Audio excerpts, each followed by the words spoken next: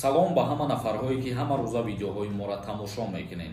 Як информатсияи нав аз ҷониби вазорати меҳнат, муҳоҷират ва шуғли аҳолӣ. Аввалан дар ҳаминҷа ба ҳамаи шумо хотиррасон мекунам, нафарҳое ки айни ҳол маро тамошо кардесен, я ҳаракат кунен, саҳми худтона барои дастгирӣ кардан бигзоред. ҳамин видеоро комментарияша бубинен, як номери WhatsApp закрепит кардагиай, дар ҳамун номери WhatsApp бидроен салом бинависонен ва шумо соҳиби 40 дона падарка мешавед. ҳамин видеоро 10,000 20,000 одам тамошо мекунанд. ҳаракат кунен, ақаллан нимита дастгирӣ кунен, гапатон надорам. мавзӯи асосии имрӯзаро шурӯъ мекунем. вазорат мегӯяд, муҳоҷирати шаҳрвандон камтар шудааст. ҷойи корӣ дар ҷумҳурии Тоҷикистон зиёд карда мешавад.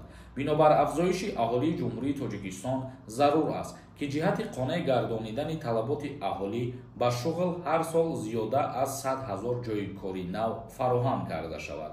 ин ба хотири коҳиш додани мизони муҳоҷират ва дар кишвар фароҳам кардани шароити кору зиндагӣ ба сокинон мебошад, гуфтааст Давлатзода, муовини вазири меҳнат, муҳоҷират ва шуғли аҳолии ҷумҳурии Тоҷикистон. гуфта мешавад ки дар соли ҷорӣ тасмим гирифтанд ки дар ҷумҳурии Тоҷикистон барои сокинон 250,000 ҷойи корӣ фароҳам кунанд.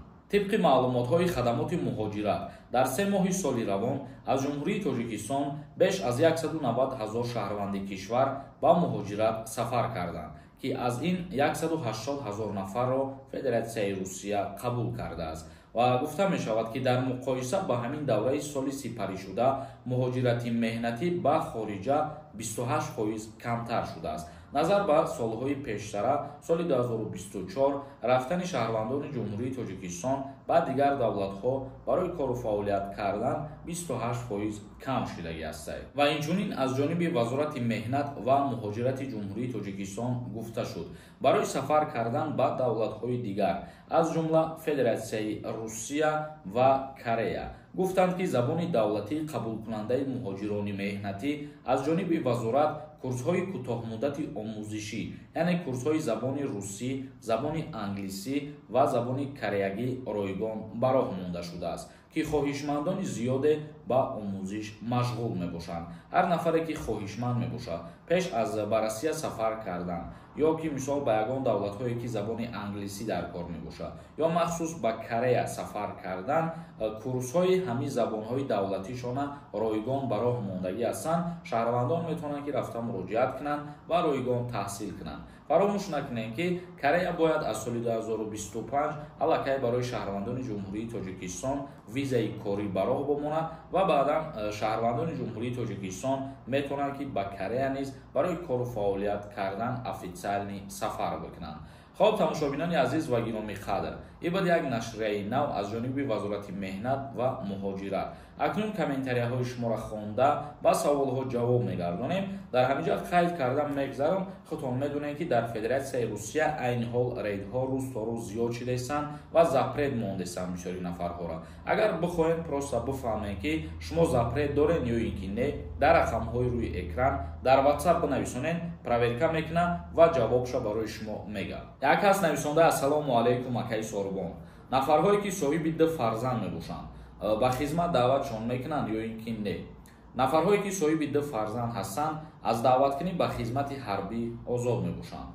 و پی نویسنده سلام برادر، آید خدمت الटरनेटिव्ی میگفتی، میگن که میره از بین بردیم، حقیقت داره یا اینکه نه.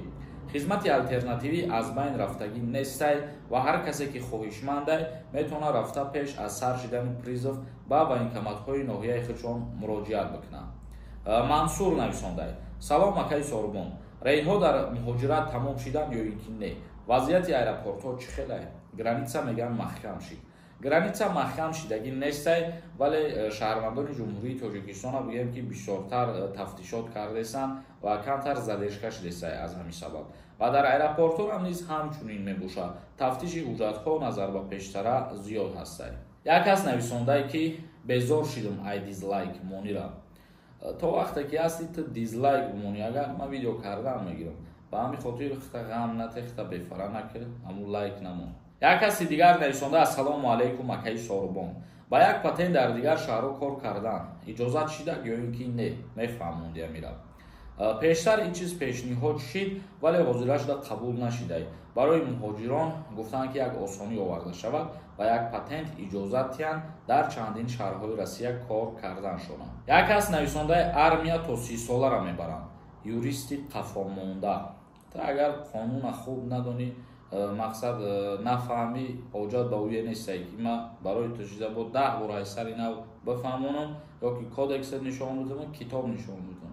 Мумкин Федератсияи Русияро дар назар дошта бошӣ, вале дар Федератсияи Русия то 30 соларо даъват мекунанд. Як каси дигар нависонда: ассалому алайкум акаи Сорбон. Ман худам дар Россия қарор дорам. Аз оилам ҷудо шуданиям. Бебудани худам мешавад ки ЗАГСа ҷудо кунанд.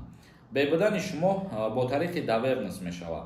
Ба ягон одами наздики худтона давернес роҳӣ мекунед ва дар мурофиаҳои судӣ метавонад ки ана ҳамун шахсияти наздик аз ба ҷои шумо иштирок кунад. Як кас нависондаи: додарҷон, чӣ хел қати шумо суҳбат кунем?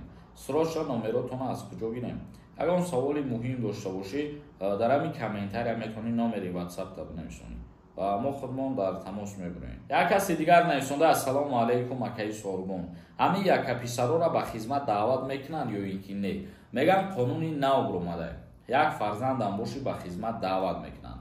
Тағйирот ва иловаҳо дар қонунгузории ҷумҳурии Тоҷикистон оиди хизмати ҳарбӣ ва уҳдадориҳои ҳарбӣ ҳозираш рашидагӣ нестай. Яъне ки як фарзанд бошен, аз даъваткунӣ ба хизмати ҳарбӣ озод мебошен. Дар ҳолате ки шуморо мисол яке повистка равон кунанд ба номтон, шумо мерин ҳуҷҷатҳои заруриро ҷамъ мекунед ва ба военкомати ноҳия пешниҳод мекунед, шуморо дар қайд мемонанд ки як фарзанд ҳастед.